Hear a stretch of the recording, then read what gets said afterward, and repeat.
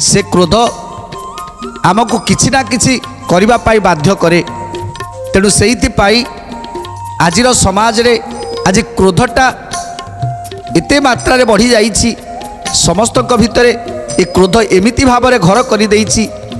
आउ से क्रोध हैला परे से सब किछि भूली जाउछि।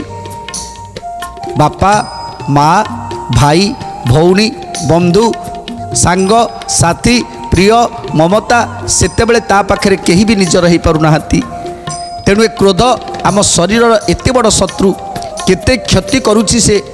किंतु जेतिकी बेले क्रोध आसीबो सेतेबेले जो माने संयमी पुरुष से माने ए क्रोध जेतेबेले आसे सेतेबेले क्रोधटा को नियंत्रण करिबा पाई क्रोध को नियंत्रण करिबा पाई बहु प्रचेष्टा करंती। जेतेबेले क्रोध आसे सेतेबेले स्थिर हो जाती, सेतेबेले क्रोध प्रशमित हो जाए। किंतु जो माने अज्ञानी जेतेबेले क्रोध आसे से क्रोधटा को शांत करिबा बदल रे ताको अधिकरु अधिक उत्तेजित करती एवं क्रोध धीरे धीरे धीरे धीरे बड़ आकार रे नहीं जाए। आउ तापरे सेठी प्रलय आसे जे केते से क्रोध बल रे केते जिनिस आमर प्रिय जिनिस सब नष्ट हो जाए थाए। आउ जेतेबेले क्रोध शांत हो जाए सेतेबेले आमे देखंती जे आमर जो अति प्रियर जिनिस से जिनिसटा आमर नष्ट हो जाइछि। तेणु ए क्रोध आमर केते बड़ शत्रु। तेणु प्रथमे आम समस्त को क्रोधटा को नियंत्रण करने को पड़ो।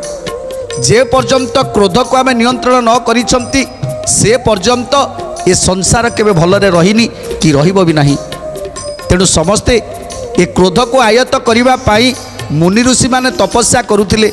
खाली क्रोध नुहे, काम क्रोध लोभ मोह मद मात्सर्य ये छटी राक्षस को ये शरीर रु बाहर करिबा पाई आज मुनि ऋषि माने जन्म जन्म धरी तपस्या करुछंती। केवल ये शरीर को ए शरीर भितर ये प्रकृति गण चली गले, ये राक्षस गण चली गले, ये शरीर पवित्र हो जिवो।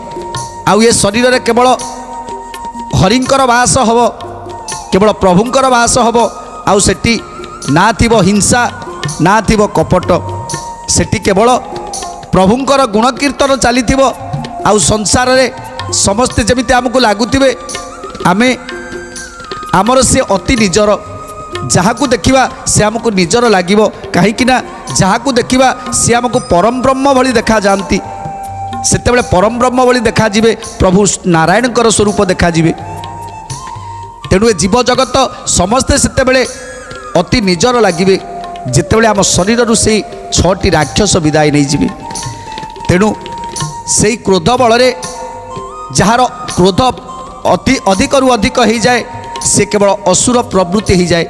ता पाखरे केवल असुर प्रवृत्ति हो जाए, से आ मनीष ही रहेनी, से असुर पलटि जाए, राक्षस पलटि जाए। जे राक्षस पदवाच्य हवा को आमे जाउछंती केवल से क्रोध पाई। तेणु सेइथिपाई भागवत लिखिछंती मनुष्य देहे दिव्य ज्ञान देखि संतोष भगवान। जे मनीष भितर जो ज्ञान देइथिले प्रभु, जेते जीव जगत अछंती ए संसार रे प्रभु जेते जीव जगत सृष्टि करिसंती कहा भितर सेतिकी ज्ञान देई नथिले जेतिकी मनुष्य भितर देइथिले। मनुष्य भितर अनेक ज्ञान भरी देइथिले, सबको से आयत्त करि परिबो। हाथी भली एते बड़ जंतु को मध्य से आयत्त करिवार शक्ति ता पाखरे देइथिले प्रभु। एमिति ज्ञान ताकू देइथिले, एमिति कौशल ताकू देइथिले, एमिति बुद्धि ताकू देइथिले। हेले से सब ज्ञान भल बाटरे न जाई से ज्ञान सब खराब बाटरे जाउछि।